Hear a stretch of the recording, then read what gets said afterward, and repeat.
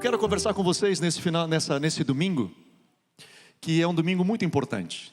Nós, além de ser o domingo da eleição, mas amanhã ele é um dia especial.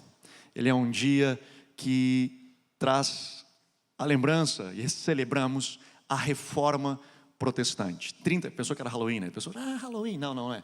É 31 de outubro, é o dia da Reforma Protestante. É o dia quando nós lembramos, celebramos, são 505 anos de Reforma Protestante, do Senhor ter trazido uma reforma sobre a igreja. E eu quero conversar um pouquinho com vocês, aproveitando esse tempo, esse domingo, de nós meditarmos e tentar fazer uma conexão com esse momento que nós estamos vivendo, porque muitas das vezes a gente olha para trás e pensa assim, cara, parece que nós precisávamos de uma nova reforma, parece que a igreja precisava de uma nova reforma. Será que nós não precisamos que alguém se levante, faça uma reforma na igreja? Porque a gente tem visto tanta coisa ruim na igreja, temos visto tanta coisa acontecendo que não é boa, pelo menos, a gente, no mínimo, não ser boa. Será que a gente não precisa de uma nova reforma? E a gente pensa assim, quando Paulo escreve a carta aos Gálatas, lá no capítulo 1, ele diz à igreja de Gálatas, à igreja da Galácia, ele diz assim, cara, eu me admiro que vocês tão rápido abandonaram o evangelho da graça para viver um outro evangelho.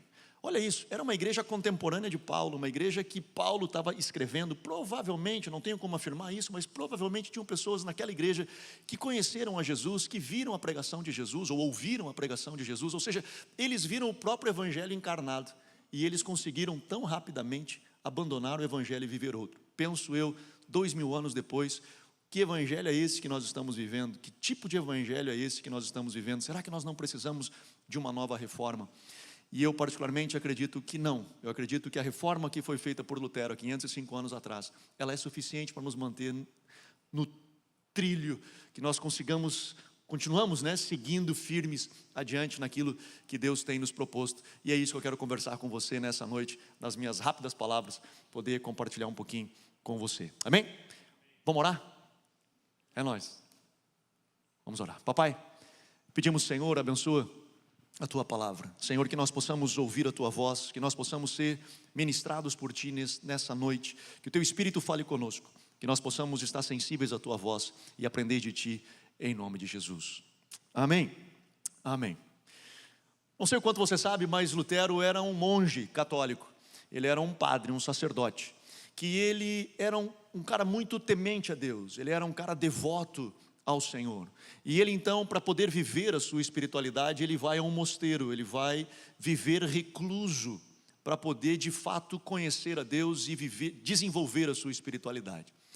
Nesse mosteiro, ele se confessava todos os dias, como um homem piedoso, ele ia ao confessionário, confessava, recebia a penitência, ia pagar a penitência, porque ele acreditava que se ele tivesse algum pecado, e Jesus voltasse, ou ele viesse a falecer, ele perderia a salvação. Então ele tentava ao máximo fazer com que a sua vida estivesse limpa e pura. E alguns historiadores contam que às vezes ele saía do confessionário, e ele saía caminhando, e lembrava de um pecado, ele voltava correndo para o confessionário. Pera, que tem mais um negócio para falar, para que pudesse de fato ficar de coração limpo, ficar transparente ali diante de Deus. E esse cara então, estudando a palavra do Senhor, ele começa a estudar o livro de Romanos. E estudando o livro de Romanos, ele se depara logo no primeiro capítulo, quando a Bíblia diz, o justo vive pela fé. E essa palavra causa um impacto na vida dele. Ela causa uma explosão na alma de Lutero. E ele começa então a entender o evangelho numa perspectiva diferente. Nota, quando no dia 31 de outubro, lá de 1517, que ele coloca as 95 teses na porta da igreja, ele não estava propondo um novo evangelho, ele não estava propondo uma nova forma de fazer igreja, ele não estava propondo uma nova ideia. O que ele estava tentando era nos trazer de volta a essência do evangelho. Ele estava tentando nos trazer de volta aquilo que os apóstolos acreditavam, que a igreja primitiva acreditou e que nós precisaríamos viver. E dessas 95 teses saem as 5 solas de Lutero. Saem as 5 diretrizes de Lutero, que é como que se fosse as 5 normas que ajudavam a igreja a seguir adiante. E nessas 5 solas, ou no latim, somente, só isso, só podemos viver a partir disso. é que Lutero então constrói toda a sua teologia da reforma, e os reformadores também dali diante seguem. E a primeira sola que eu quero conversar com você é a sola fide, ou somente a fé. E ele fala de somente a fé justamente porque se vivia um período onde a igreja estava vendendo salvação, as indulgências eram vendidas. E aí então você comprava o seu espaço, a sua cadeira no céu, dizia, puxa, se eu fizer isso, se eu fizer aquilo. E dentro de um contexto da igreja tinha muito conceito do que eu faço para alcançar tal coisa. O que eu preciso fazer para atingir determinado objetivo? E Lutero diz, não, cara, é a fé. E aí ele traz os textos de Efésios, 2, 8 e 9, quando ele diz, a salvação é por meio da graça e não é por meio de vocês, não é por obras para que ninguém se glorie, é pela fé. Ele traz esses conceitos e logo depois, no verso 10, ele justamente segue quando a Bíblia diz, não fomos salvos por obras, mas fomos salvos para as boas obras. Ou seja, o que nos traz a salvação não é aquilo que nós fazemos, mas uma vez salvo, o Senhor tem expectativa de que nós venhamos a produzir frutos dignos dessa salvação, que expressem essa salvação, que demonstrem que nós somos salvos, que existam frutos dessa salvação. E aí entra o que eu falava para vocês antes, nós temos visto uma igreja crescer, mas não temos visto uma igreja resplandecer. Nós temos visto uma igreja inchar de pessoas, mas nós não temos visto um resultado de pessoas que tiveram um encontro com Jesus, que se arrependeram dos seus pecados e produziram frutos dignos de arrependimento. Nós temos que crescer muito nisso, nós temos que avançar muito nisso. A igreja precisa de uma nova reforma, ela precisa voltar à essência daquilo que nós perdemos. Fé, e me escute, fé, hoje, essa é uma outra pregação, se você catar lá você vai achar no YouTube, mas fé, ela tem um conceito hoje de conquista. Se você é uma pessoa que tem fé, você conquista. Se você não tiver fé, é porque você não conquistou. Ou seja, é uma relação proporcional. Fé, você conquista. Se você não tiver fé, você não conquistou. Então, se você não tem, é porque você não tem fé. Quando nós lemos o texto de Hebreus capítulo 11, quando ele começa a falar sobre a fé, explicando o que é a fé é a certeza das coisas que se esperam, convicção de fatos que não vêm, ele começa logo depois a trazer uma relação de homens de fé. E nesta relação de homens de fé, ele descreve vários. Ele fala de Abraão, o pai da fé, ele fala de Moisés, ele fala de Abel, ele fala de vários homens. E quando ele começa a descrever esses homens, logo depois ele descreve assim, e estes homens morreram na fé, sem alcançar a promessa. Olha que coisa doida. Como pode serem homens que estão no rol da fé, viverem na fé e não alcançarem a promessa? Logo depois desse verso, e eu estou pulando, poderemos ler, você pode ler depois Hebreus 11, mas eu estou tentando ser mais rápido, pode acreditar em mim, está lá na Bíblia. Logo depois desse verso ele diz o seguinte, que eles eram peregrinos, homens de uma outra pátria, e que estavam nessa terra de passagem. E por isso eles dizem, a nossa esperança, a nossa confiança, ela não vem desta terra, ela vem dos céus. Nós estamos nesta terra, mas a nossa confiança, ela vem dos céus. Ela vem dos céus. Eu sou peregrino nessa terra. E esses homens foram os homens de fé, foram os homens que impactaram esta terra.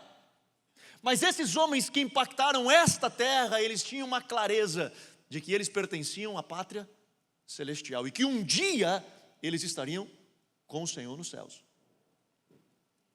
Portanto, fé não é destino, fé é caminho.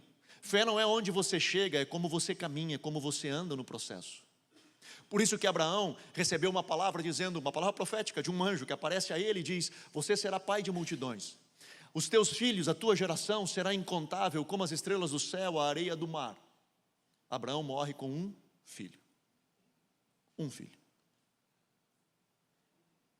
E como ele pode ser considerado o pai da fé, se ele não viu a promessa se cumprir? Porque Abraão foi um cara que confiou nos céus. Ele confiou completamente nos céus, naquilo que Deus estava fazendo, mesmo que os seus olhos não estivessem vendo, ele creu contra a esperança. A ponto de estar perto de sacrificar o seu filho. mas crendo que o Senhor de alguma forma seria o provedor. É confiar. E nisso eu acho que hoje nós precisamos muito aprender. A fé, de confiarmos no Senhor. Como vai ser até lá, eu não sei. Aonde nós vamos chegar, eu não sei. Mas não importa, importa é como nós caminharemos a partir de agora, na nossa relação com o Senhor, na nossa fé com o Senhor. Quando eu coloco, mas eu sou empresário. Quando eu coloco a minha empresa diante do Senhor, entendendo que o Senhor é dono de toda a minha vida, e de que eu não dependo. Claro que influencia muita coisa.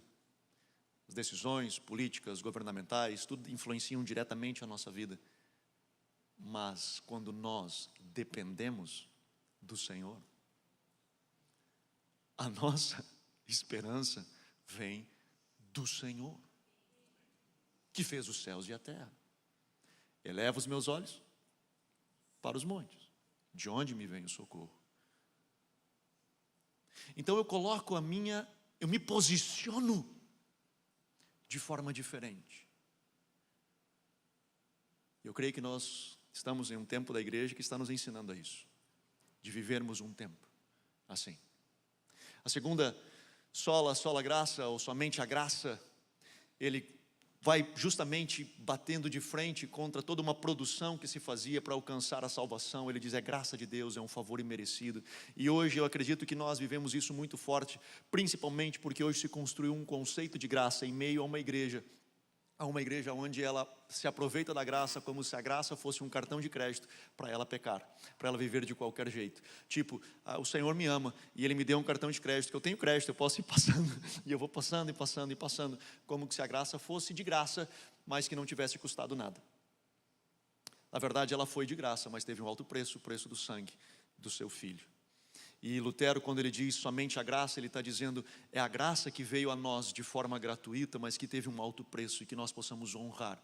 Eu já falo isso várias vezes, eu gosto do conceito de graça barata e graça preciosa, né? Que diz que graça barata é a graça que justifica o pecado, mas a graça preciosa justifica o pecador. Enquanto a graça barata, ela tenta dar uma razão, uma justificativa para o erro que você comete. A graça que vem dos céus limpa, justifica o pecador, transforma o pecador em uma nova criatura. Este é o poder da graça, este é o poder dos céus, e é essa graça que nós precisamos viver. A terceira sola, eu estou indo rapidinho, a terceira sola, que é só Cristo, somente Cristo. E ele traz, Lutero, 505 anos atrás, ele diz, pessoal, olha só, não existe ninguém mais entre nós e Deus. Basicamente o que ele estava querendo dizer é, não existe Papa, não existe santos, não existe Maria, não existe ninguém, só existe Cristo. Ele é o único mediador entre Deus e os homens. Hoje, 505 anos depois da reforma, ou 2000 anos depois de Cristo, nós continuamos diante de uma realidade, onde nós precisamos nos firmar em Cristo. E por que eu digo isso? Porque hoje Cristo tem sido questionado. A fé cristã tem sido questionada na sua essência, na razão pela qual ela existe. Nessa conexão, dentro da própria teologia, num contexto de onde Jesus não morreu pelos nossos pecados. Na verdade, isso é muito metafísica, isso é muito abstrato. Na verdade, Jesus veio para fazer você uma melhor pessoa, para fazer você uma pessoa que se debruça em favor do outro apenas, para ser uma pessoa que ama o próximo. Jesus não precisava ter morrido numa cruz para que nós viéssemos amar o próximo. Era só patrocinar alguns posts de Madre Teresa de Calcutá. É ou não é? Patrocinava alguns posts, tiravam as fotos de algumas outras pessoas que foram boas e dava uma influência legal. Jesus de fato morre para resgatar o pecado original da humanidade que conduzia a humanidade à perdição. Hoje, quando nós falamos entre religiões e no diálogo das comunicações com outras religiões, e eu falo isso com respeito às demais religiões, mas hoje Cristo acaba sendo um empecilho no diálogo interreligioso. Porque as religiões dizem o seguinte: não, você não pode vir falar comigo tendo Cristo entre nós, porque se você diz que Cristo, Ele é a verdade e a vida, se Cristo, Ele é o único mediador entre Deus e os homens, você está já vindo conversar comigo dizendo que a tua religião é melhor que a minha, e dizendo que a tua religião é a certa e as demais religiões estão erradas. Portanto, se você quiser conversar comigo, você vai ter que tirar o seu Cristo, você vai ter que abandonar esse Cristo, que é o único mediador, para poder vir conversar comigo. E algumas pessoas têm feito isso. Alguns teólogos têm feito isso, para poder ser politicamente correto, para poder ser agradável e acessível a todos. Eu abro mão de algumas verdades absolutas que nós acreditamos, para poder ser simpático ao outro. Só que nós estamos vivendo um tempo onde as verdades absolutas estão sendo dissolvidas, onde tudo é relativo, não existe verdade absoluta. O que é a verdade? E quando nós começamos a remover as bases, as estruturas, nada fica de pé. Porque nós não temos mais aonde colocar os nossos pés. Se nós removermos a pedra angular, a rocha que é Cristo, aonde nós colocamos os nossos pés, nós ficaremos com os nossos pés sobre a areia. Virão a chuva, virão os rios, e a casa vai cair. A sociedade vai apodrecer. Se nós removermos os valores e os princípios da fé cristã, que sustentou e fundamentou todo o Ocidente, o mundo apodrece, a sociedade apodrece. Cristo, na verdade, Ele, na sua pessoa, Ele é o centro de conversão de todos. Em Cristo nós encontramos o acolhimento de todas as pessoas, independente da religião, da sua ideologia, do seu partido político, da sua identidade de gênero, do que for. Em Cristo nós encontramos nele a comunhão, nele nós encontramos o acolhimento. A quarta sola que Lutero faz, ele diz: só a Escritura. A única coisa que nós devemos de ter é só a Escritura. E eu vou tentar esticar um pouquinho mais, ou me deter um pouquinho mais nessa sola. Ele diz assim: na sua época, até hoje, dentro da teologia católica, e os respeito demais, os nossos irmãos católicos, mas a teologia católica, ela entende que 3 coisas têm peso de Escritura, de palavra de Deus. Uma delas é a própria Bíblia. A segunda é a tradição da igreja, a história da igreja, o que nasce de dentro da igreja também tem poder de palavra de Deus, de Escritura. E a justificativa que eles dizem, não é do nada que eles dizem isso, é porque o próprio Novo Testamento, ele nasce dentro da igreja. A igreja começa a viver a fé cristã, ela começa a viver a sua expressão de fé, e dentro dessa tradição que a igreja passa a viver, o Novo Testamento é escrito, e aí então é documentado, e nós temos. Só que a igreja, ela continua acreditando que essa tradição da igreja, ao longo dos anos, ela continua ditando aquilo que a igreja vive, ou que Deus expressa através da sua igreja. E nós olhamos ao longo da história e vemos que não foi bom os resultados, tanto que a própria história chama o período da Idade Média de densas trevas, porque a igreja não soube lidar bem com isso.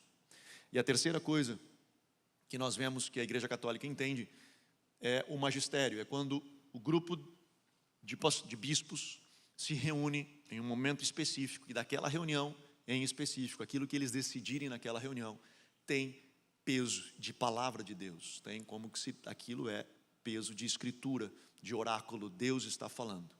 Lutero olha isso, olhando todas essas coisas, olhando todo o que aconteceu na história, olhando todas as reuniões, e muitas delas políticas, que acabaram acontecendo. Ele diz: cara, isso não está bom, nós precisamos nos firmar somente na palavra.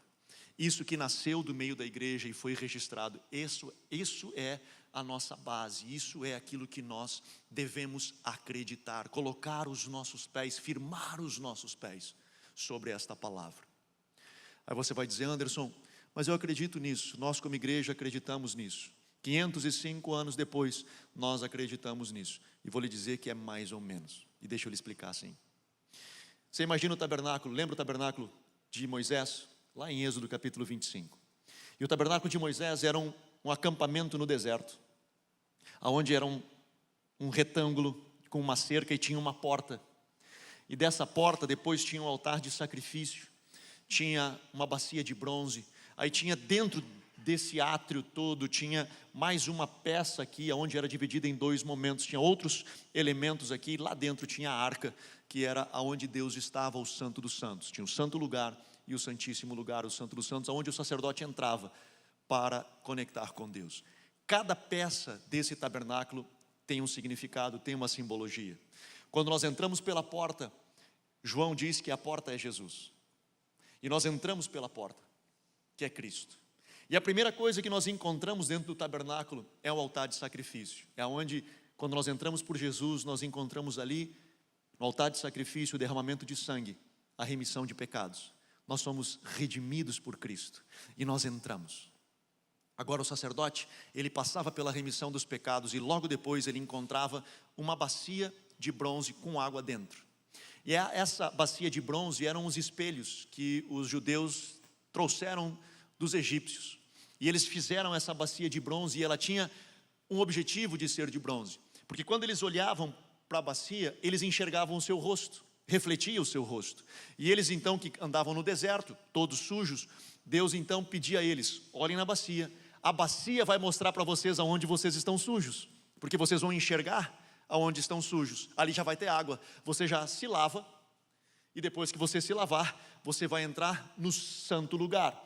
Tem adoração, altar de incenso, enfim, várias coisas, até entrar no Santo dos Santos. O objetivo de todo esse trajeto era que o sacerdote entrasse no Santo dos Santos, para que ele estivesse em comunhão com Deus, para que ele tivesse encontros com Deus.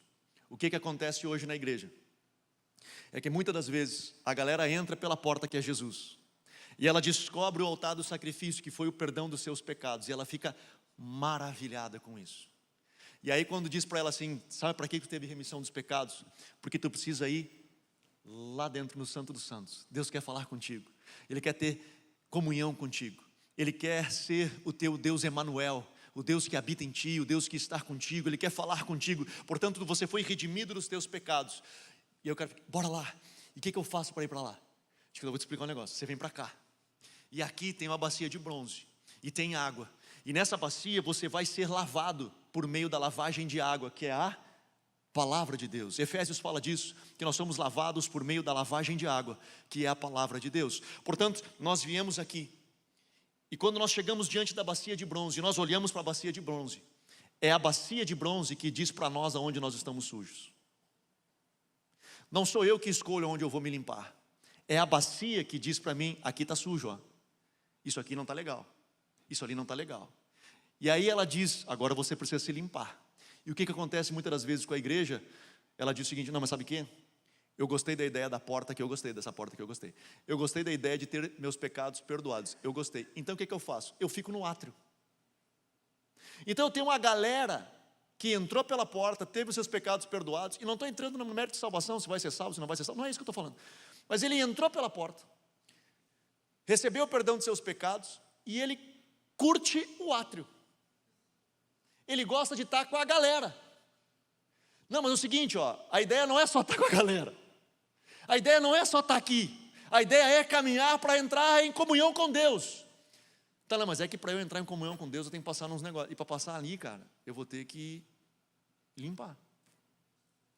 E aí sabe o que alguns fazem? Ele faz o seguinte, ele chega lá na bacia e ele escolhe o que ele quer limpar e o que ele quer deixar sujo. Isso aqui eu limpo, mas isso aqui eu deixo e faço de conta que não vi. E sigo como se nada tivesse acontecendo. Quando Lutero trouxe a Bíblia e colocou a Bíblia no alemão, com acesso a todas as pessoas, deixa eu terminar de falar para você antes de ficar bravo comigo. Mas a intenção de Lutero, e não foi nem intenção de Deus que nós lêssemos a Bíblia, nunca foi. Aí tu vai dizer assim, Anderson, tu está louco? Como assim Deus não quer que nós leamos a Bíblia? Não, a intenção de Deus sempre foi que a Bíblia nos lesse. É a Bíblia que diz para nós aonde nós estamos sujos, e não é eu que escolho o que eu quero limpar. Portanto, nós nos deparamos diante da palavra, e a ideia de Deus é que a palavra nos leia. Ele diz, em Coríntios, nós estamos diante como que por espelho. aonde nós somos refletidos, e ali nós nos enxergamos pela palavra. E a palavra diz, isso aqui está mal, isso ali está ruim. E isso é tão verdade que nessas eleições, por exemplo, nós vimos uma igreja se unir com um canto e um grito forte, dizendo, somos pró-família, contra a ideologia de gênero. Por quê? Porque a Bíblia diz, e nós nos firmamos contra isso. Nós somos contra aborto, e nos firmamos, somos contra o aborto. Por quê? Porque a Bíblia é pró-vida. E nós nos unimos num grito. Evangélicos, católicos, todos nós unimos em um grito. Nós nos unimos, sei lá, tantos gritos aí contra a liberação das drogas, e sei lá. Mas eu não vejo a mesma intensidade da igreja gritando contra o adultério. Vamos gritar contra a pornografia. Vamos gritar contra o divórcio, passeata na rua, contra o divórcio. E por que a gente não faz isso? Porque Deus já me compromete. Porque Deus já tem um problema aqui. Então nós abordamos a palavra de Deus e escolhemos o que a gente quer limpar. Isso aqui dá para limpar. Isso aqui a gente deixa lá. Nesse aqui não mexe. Eu sei que alguns desses pontos eu falo, cada situação é uma situação, cada caso é um caso, divórcio, casamento, essas coisas, eu sei que é complicado, eu sei que tudo isso, cada situação é uma situação. Mas eu quero dizer, de um senso geral, comum, nós temos dificuldade de abraçar alguns assuntos. Por quê? Porque nós já estamos comprometidos com isso. Até o tal. Quando Lutero diz só a Escritura, é porque é a Escritura. Não é a Escritura e o que eu acho. Não é a Escritura e o que eu quero. Não é a Escritura e o que é bom para mim. É o que é a Escritura. E ponto. É a Escritura que fala comigo. É a palavra que me diz. E eu preciso ser humilde o suficiente de abrir mão das minhas vontades, do meu prazer, para obedecer a sua palavra. Portanto, nós não precisamos de uma nova reforma, nós precisamos voltar àquilo que nós já perdemos, 505 anos depois.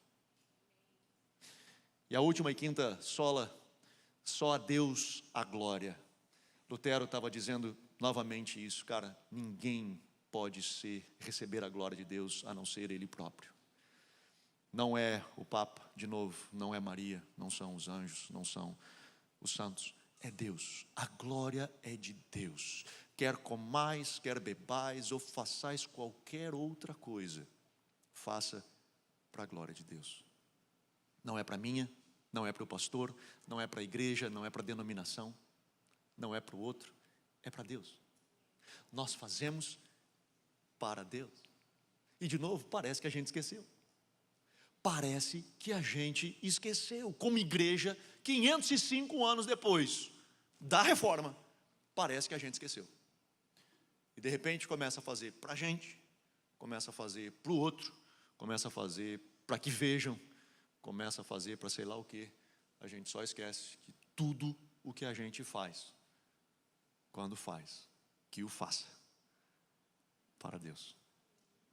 Que a Ele seja a glória. Vivemos para dar glória a Ele.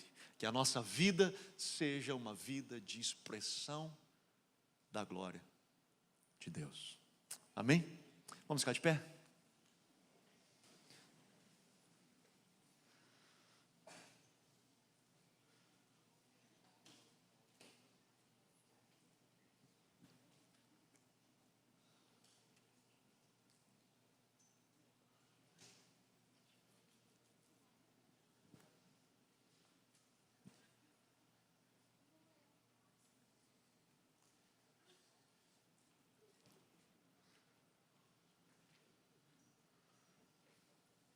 Quero orar com você. Quero me unir em oração contigo. E nós orarmos agora pela igreja. Orarmos por nós, pela igreja de Cristo. Nesse 505 anos de reforma, que nós possamos cada vez mais nos parecer com Cristo, com o Evangelho de Cristo. Falava também no início do culto, da tarde, cada domingo, cada igreja nos domingos, cada reunião de IGF ou de célula, ou, enfim, que nós temos, das igrejas que são sérias, é ruim falar isso, mas das igrejas que são sérias, o objetivo é que nós venhamos a nos aproximar cada vez mais ao Evangelho de Cristo. Então, que essa seja a nossa oração. Que essa seja a nossa oração. Que nós venhamos nos aproximar do Evangelho de Cristo. Que a nossa casa se aproxime do Evangelho de Cristo. Que a nossa vida seja uma expressão do Evangelho de Jesus. Papai, nós abençoamos, Senhor, a Tua igreja. Senhor, nesse dia, Senhor, véspera de celebrarmos, Pai, 505 anos de reforma. Papai, que aquilo que Tu já moveste sobre a Tua igreja, trazendo, Senhor, a Tua igreja de volta aos caminhos, trazendo, Senhor, a Tua igreja de volta, Senhor, à essência do Evangelho. Papai, ajuda-nos, Senhor, que hoje, 2022, depois de Cristo, que nós possamos nos aproximar cada vez mais do Teu Evangelho, daquilo que Tu projetaste, daquilo que Tu sonhaste como igreja, e que nós possamos ser essa igreja, Senhor, que ela não só cresce, mas que ela resplandece. Uma igreja, Senhor, que exerce influência, uma igreja, Senhor, que é referência, que é modelo, uma igreja, Senhor, que expressa e exala o bom perfume de Cristo. Pai, abençoa, Senhor, a Tua igreja, eu oro em nome de Jesus.